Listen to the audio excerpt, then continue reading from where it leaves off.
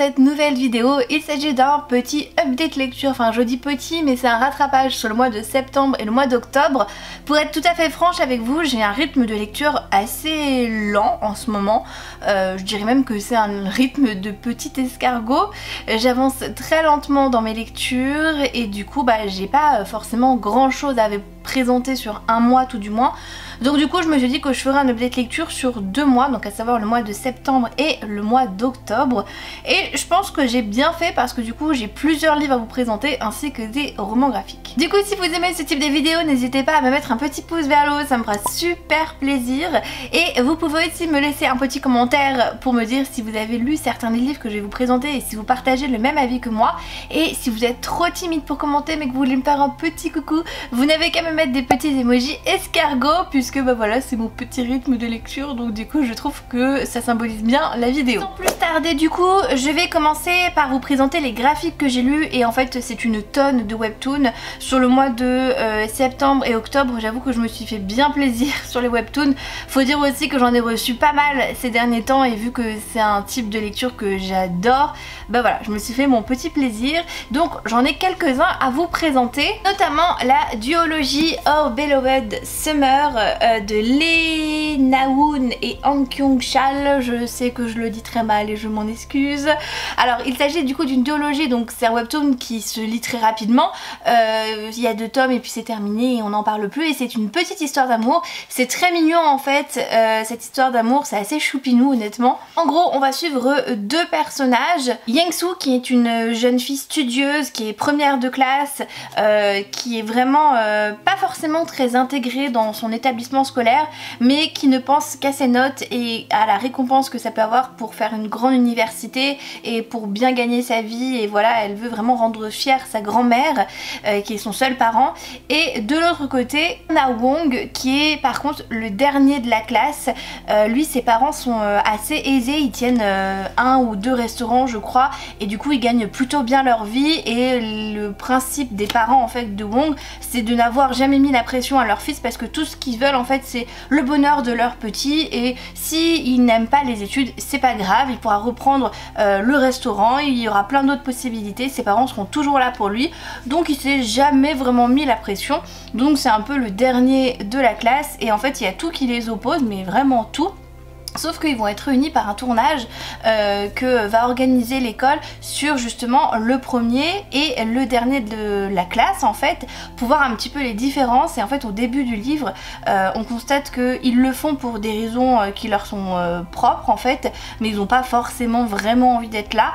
Et on voit surtout à quel point ils sont différents, c'est à dire qu'il y a une interview en tout début de l'expérience, donc je crois que l'expérience dure 2 ou 3 mois, quelque chose comme ça, et en tout début du tournage en fait ils ont absolument rien à se dire, ils ont rien en commun, ils peuvent même pas trop vraiment se blairer parce que tous les deux ont des préjugés les uns sur les autres. Et au fur et à mesure que le tournage avance, forcément ils vont devoir faire des choses ensemble, ils vont se rapprocher et en fait ils vont se rendre compte que les apparences sont parfois trompeuses, que Young-soo n'est pas la fille froide qu'elle semble paraître et que Wong n'est pas le garçon feignant aussi qu'il semble aussi paraître.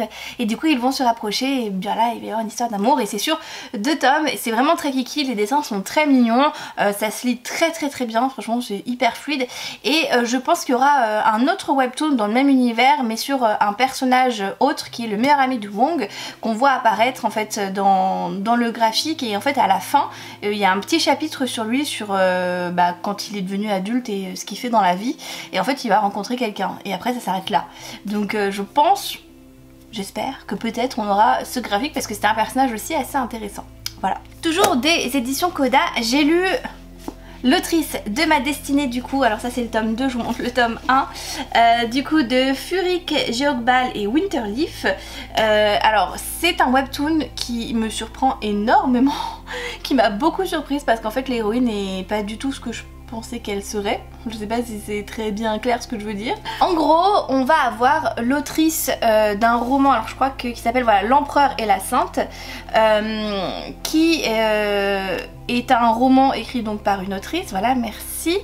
Et en fait dans ce roman il y a une méchante qui s'appelle Fiona, et en fait c'est une magicienne qui est battue à la fin du roman, elle est vaincue par les héros. et en fait l'autrice de ce roman se retrouve réincarnée dans son propre roman, dans le personnage de Fiona, donc dans la méchante. Elle se retrouve du coup enfermée dans son corps quand elle était enfant, Fiona. Et du coup elle se rend compte un petit peu des sévices que Fiona a vécu à cause de sa plume, et elle culpabilise énormément et elle se dit qu'elle va tout faire pour changer le destin tragique de ce personnage, déjà en ne tournant pas méchante et en n'ayant pas de haine ou de rancune dans son cœur comme ça a été pour Fiona en fait le cas. Et du coup on va la suivre durant ces jeunes années jusqu'à ce qu'elle grandisse en fait, et c'est là où ça m'a étonnée parce que normalement les webtoons un peu sur les réincarnations, c'est vrai que ça prend un petit peu son temps. On a une grosse partie enfants et adolescents pour un petit peu comprendre les choix qu'ils vont faire, ce qui va être déterminant pour le futur en fait quand ils seront adultes, et là pas du tout en fait. Finalement le premier tome on voit son enfance et le début du tome 2 elle est déjà adulte.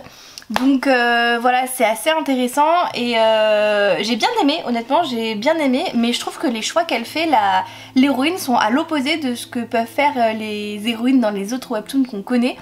Je peux pas rentrer trop dans le détail parce que sinon ça va vous spoiler l'histoire, donc c'est un peu dommage, mais j'ai trouvé ça assez étonnant. Et du coup en fait quand j'ai lu les 2 premiers tomes j'avais trop envie de savoir la suite, donc je me suis dirigée tout naturellement vers des plateformes de webtoon parce que je sais que c'était sur une plateforme, sauf que la plateforme où était ce webtoon a fermé et depuis on ne peut plus le trouver en ligne. Donc je suis résolue à attendre la suite avec grande impatience parce que je me demande vraiment comment on va tourner cette histoire, étant donné qu'en fait je n'ai fait qu'être surprise de page en page. Donc voilà, j'espère vraiment que ça va tourner comme je le veux, parce que du coup il y a une romance potentielle que j'aimerais bien voir se développer, mais l'héroïne n'a pas l'air du tout intéressée, donc du coup c'est pour ça que je suis en mode ok, donc on verra, franchement on verra, mais voilà, en tout cas pour le moment j'aime bien. Je sais pas combien il y aura de tomes, mais c'est une bonne histoire, voilà. J'ai ensuite avancé dans The Abandoned Empress de Ina. Vous savez que c'est un webtoon que j'aime beaucoup. Le 7ème tome était sorti je crois en avril ou en mai, quand j'étais sur le point d'accoucher ou quand je venais d'accoucher, quelque chose comme ça, et du coup je me l'étais procuré mais j'avais pas eu le temps de le lire. C'est chose faite et enfin on avance un peu dans la romance, parce que je ne sais pas si vous vous souvenez de mon avis lecture sur ce webtoon. Je l'aime beaucoup, il n'y a rien à dire. C'est une histoire aussi, ça va être de la réincarnation en fait, où l'impératrice de base de l'histoire va être quick par son mari qui était l'empereur et qui était très tyrannique avec elle, et elle n'a jamais compris pourquoi, parce qu'elle a été élevée dans le rôle d'être l'impératrice et elle a tout fait pour être aimée de lui. Elle était red dingue de lui, en fait il la quick avec sa maîtresse donc du coup elle va se réincarner en elle beaucoup plus jeune, et là c'est vrai que ça va être un webtoon qui est à l'inverse de l'autrice de ma destinée, où vraiment on prend le temps, c'est à dire qu'en fait l'héroïne est adulte je crois dans le tome 6, donc vous voyez c'est très long et on voit vraiment l'évolution en fait de toute sa vie de enfant, adolescente jusqu'à ce qu'elle soit adulte, et encore elle a à peine la majorité là. Et du coup bah voilà, on continue, et enfin il y avait plusieurs possibilités pour l'héroïne en fait en termes de romance. Il y a 3 choix qui s'ouvrent à elle et elle vient de fermer une porte sur une des romances. Donc j'ai envie de dire enfin elle réalise, enfin elle ferme une porte, parce que voilà 3 possibilités, au bout d'un moment voilà faut réduire un peu les champs, hein. Ça fait 7 tomes que ça a duré l'histoire, donc je suis contente que voilà on ait mis une romance de côté. Maintenant on va pouvoir se concentrer peut-être sur les 2 autres et sur la principale, parce que je ne sais toujours pas quel choix va-t-elle faire. Voilà, donc je suis dans l'attente du tome 8 avec aussi impatience, et je crois qu'il sort, si c'est pas fin d'année, c'est en janvier, mais ça va pas tarder. Et je me suis fait un petit plaisir, je dois l'admettre, puisqu'en fait je me suis relu intégralement un webtoon que j'aime beaucoup qui est Thunder Heart. En fait je l'avais lu l'année dernière, je crois que c'était en avril ou en mars, je sais plus, 2023. Je l'avais lu intégralement sur une plateforme en ligne qui n'existe plus d'ailleurs je crois, et en fait ça avait été un énorme coup de cœur ce webtoon. Je l'avais dévoré en 2 jours à peine, j'avais trop aimé, et quand j'ai vu qu'il sortait en papier bah, j'étais trop contente. Donc du coup et ben en fait là toute la saga est terminée, donc vous avez en tout 6 tomes, donc voilà ça se lit plutôt bien, et je me suis refait une relecture de cette saga que j'adore, je la trouve trop chou. En fait on va suivre une jeune femme qui est dans notre monde de base, qui lit une histoire qui porte sur un triangle amoureux en fait, et le triangle amoureux va mal terminer parce qu'en fait un des personnages qui n'est pas choisi par l'héroïne, donc un garçon, va se transformer en méchant en fait, et alors de base il est un peu considéré comme le méchant de l'histoire, mais là du coup ça va s'accentuer et du coup il va avoir une fin tragique. Et la jeune femme qui lit cette histoire, en fait, elle va avoir beaucoup de peine pour ce personnage, elle va pas du tout comprendre les choix de l'autrice et elle va s'endormir sur voilà, cette idée, et quand elle va se réveiller, elle va être en tant que domestique dans le manoir de ce protagoniste, et en fait il est enfant au tout début du roman et elle a 3 ans de plus que lui je crois. Et en fait elle va s'occuper de lui parce qu'en fait il a une malédiction, tout le monde le craint, tout le monde le déteste parce qu'en fait il est maudit, alors qu'en fait c'est pas vraiment une vraie malédiction, tout le monde a peur que ça soit une maladie, que ça soit un truc qui soit contagieux donc personne l'approche, ses propres parents sont hyper méchants avec lui, enfin vraiment il est très seul, c'est un petit garçon très seul, et elle du coup elle va arriver avec son innocence et sa candeur, et du coup en fait elle va lui ouvrir un petit peu les portes de son cœur.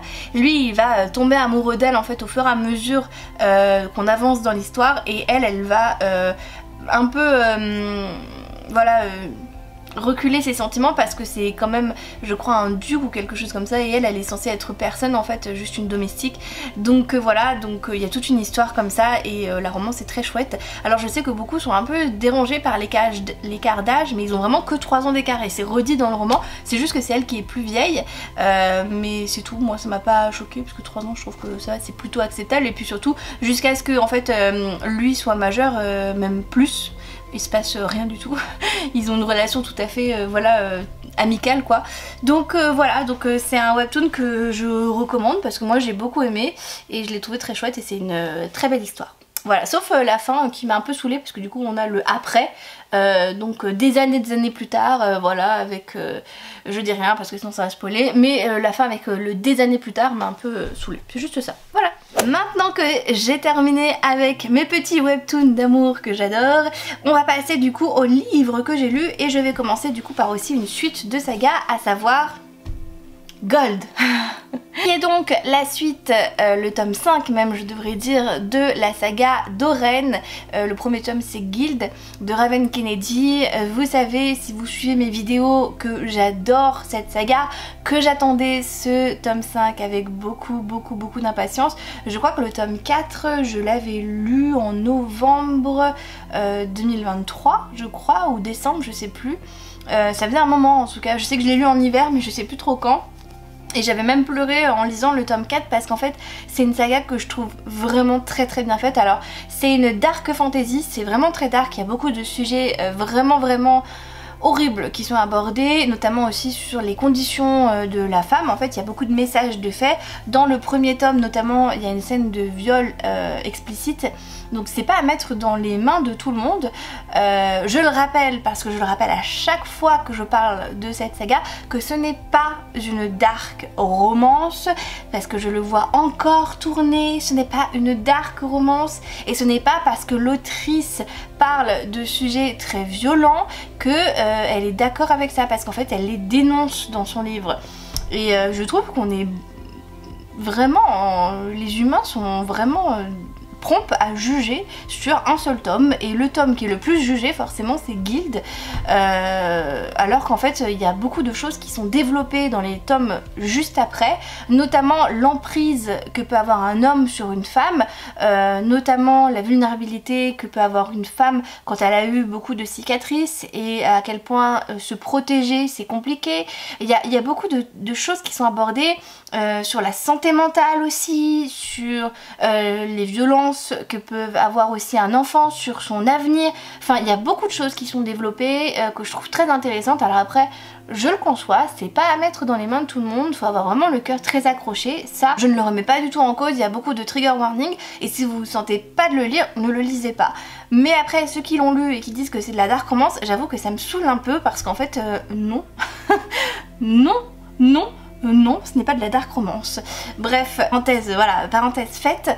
Et du coup, pour revenir à ce 5e tome, j'ai beaucoup aimé, bien évidemment. Ça a été aussi une belle un petit coup de cœur, j'ai envie de dire même, parce que du coup en fait là dans ce tome 5 on va développer de nouvelles intrigues. Je peux pas rentrer dans le détail, c'est un tome 5 donc j'ai pas envie de vous spoiler, mais en fait ça va complètement redistribuer les cartes. Et moi qui avais peur après le tome 4, parce que ça faisait quasiment un an que je l'avais lu, j'avais peur en fait de plus trop avoir tout en tête, en fait c'est revenu mais tout seul.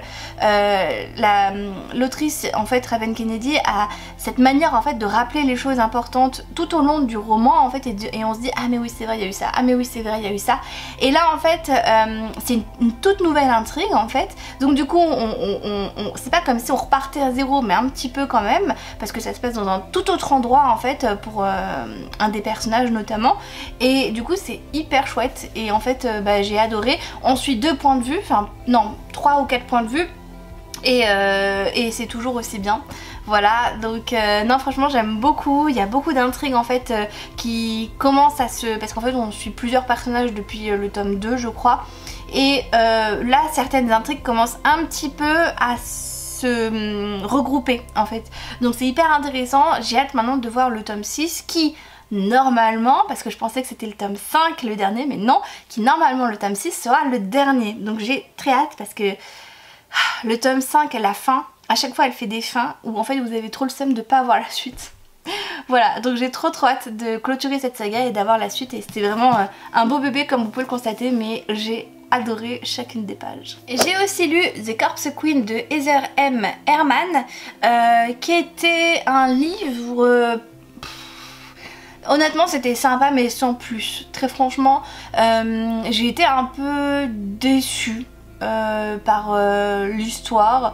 J'ai trouvé un peu tiré par les cheveux, je m'attendais pas du tout à ça. En fait j'ai été séduite par le fait qu'on va suivre une héroïne qui est orpheline et qui a perdu sa meilleure amie. Dès le premier chapitre en fait on retrouve la dépouille de sa meilleure amie qui a été sauvagement assassinée visiblement, et notre héroïne qui s'appelle Molly va se promettre de retrouver l'assassin, et plusieurs perspectives vont lui être présentées. En fait apparemment une tante va se présenter à elle en lui disant que du coup eh bien en fait elle est sa famille, elle est richissime en plus de cette tante, et en fait Molly elle est un peu en mode mais en fait ça fait des années que je suis orpheline, mes parents m'ont jamais parlé d'une potentielle tante, donc elle trouve ça un peu bizarre, mais bon elle y va parce qu'elle a pas vraiment d'autres perspectives, et elle va se rendre compte finalement que ça l'arrange parce que sa tante est richissime certes, mais grâce à tout un commerce florissant, puisque en fait elle va héberger dans une église qu'elle a dans une petite chapelle qu'elle a dans son jardin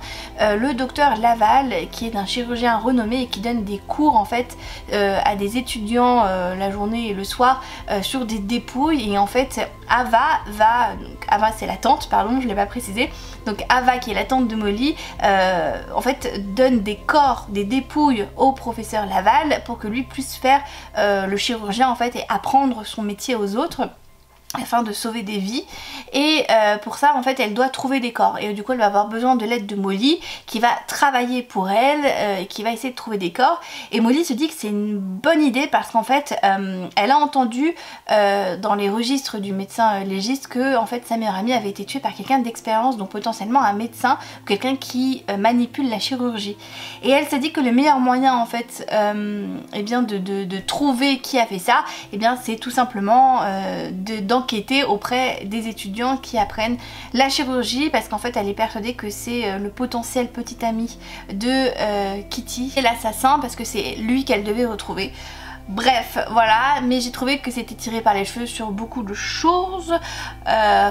C'était pas trop mal, mais il y avait certaines longueurs, honnêtement. Je trouvais que ça traînait en fait, ça traînait vraiment, et en fait l'enquête avançait pas du tout.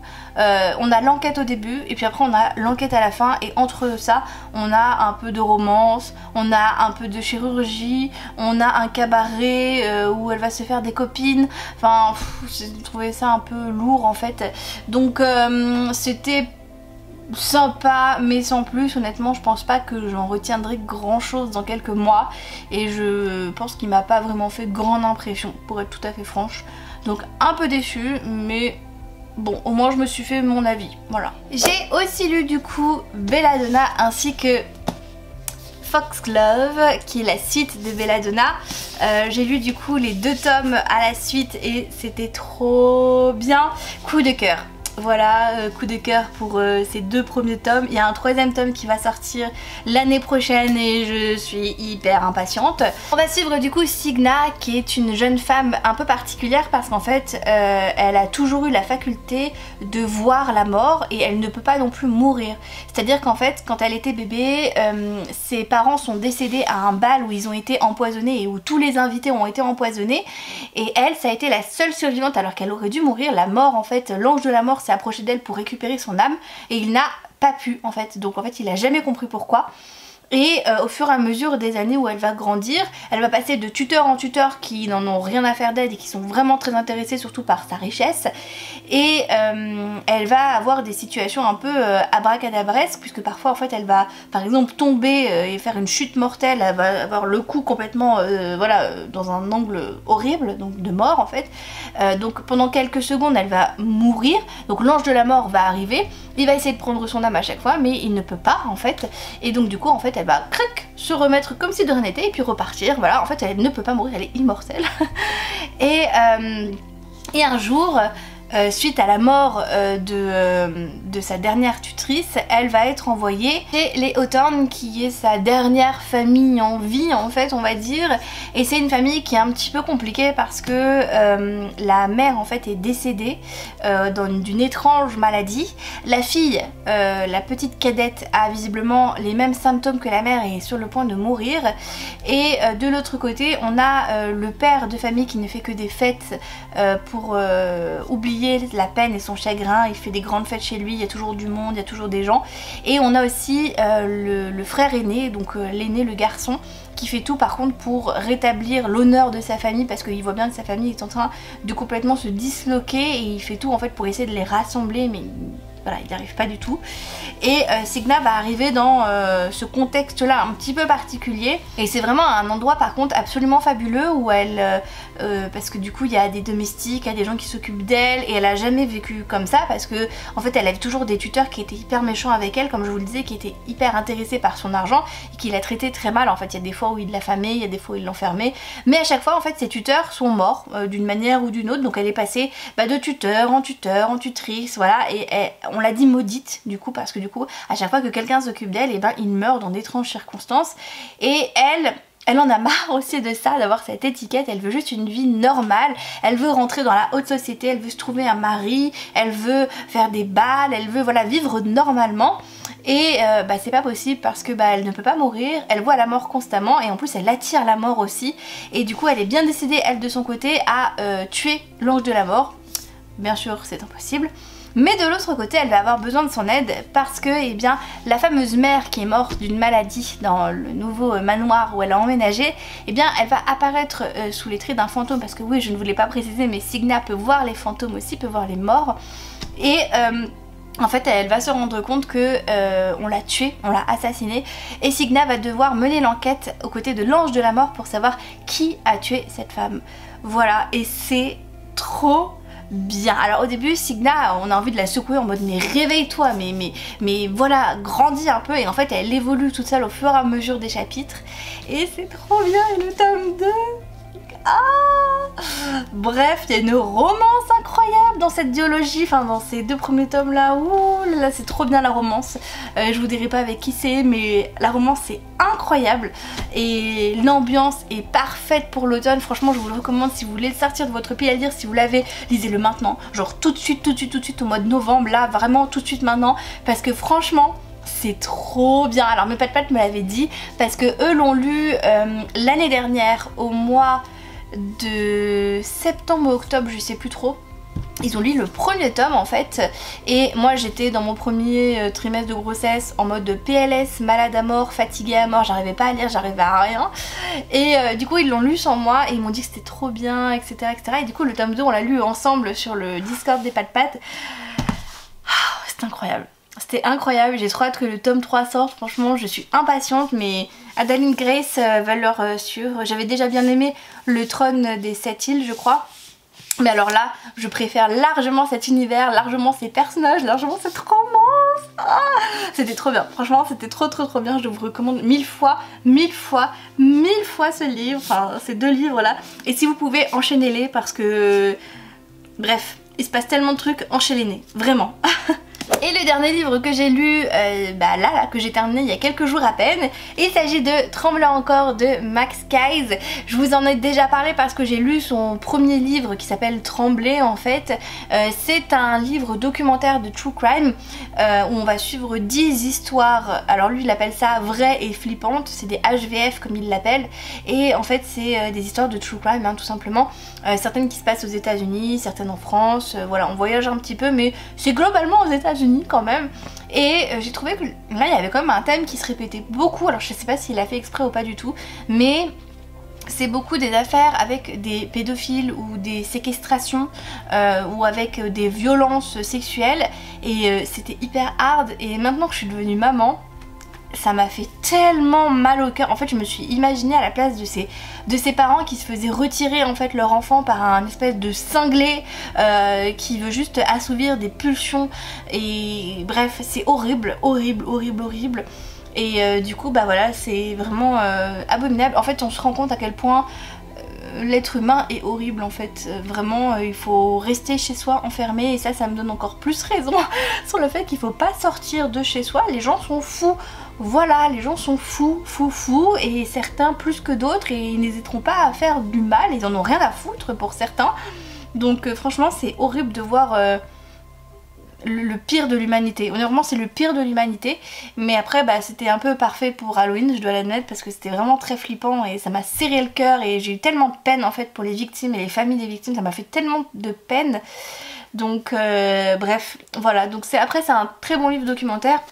Moi j'aime beaucoup Max Keyes, j'aime beaucoup ses vidéos parce que de base c'est un youtubeur, donc je vous mettrai de toute manière sa chaîne YouTube dans la barre d'infos, n'hésitez pas à aller voir si vous aimez les histoires de true crime parce que il est hyper bien en fait honnêtement. Il a une manière de raconter qui fait que c'est vraiment très intéressant, c'est très documenté, on voit qu'il a fait un travail très sérieux à chaque fois, il lit beaucoup de livres aussi, il se renseigne beaucoup, il veut pas dire de bêtises, il fait des updates très régulièrement aussi sur son Twitter, donc vraiment c'est un youtubeur très sérieux dans le genre de true crime en fait, et d'ailleurs c'est pour moi le meilleur, voilà.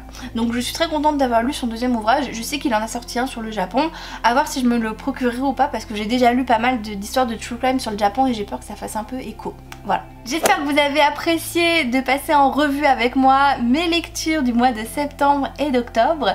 En tout cas j'ai été ravie de pouvoir vous les présenter et j'espère que j'aurai d'autres lectures à vous présenter incessamment sous peu parce que là je suis en train de lire bien évidemment, mais comme je vous l'ai dit, vu que j'ai un petit rythme, peut-être que le prochain update lecture du coup sera au mois de septembre et que je ferai aussi un condensé entre novembre et décembre. Je verrai en fonction de comment j'avance au mois de novembre, voilà. En tout cas je vous remercie d'avoir regardé cette vidéo jusqu'au bout, je vous fais de très gros bisous et je vous souhaite bien évidemment d'excellentes lectures.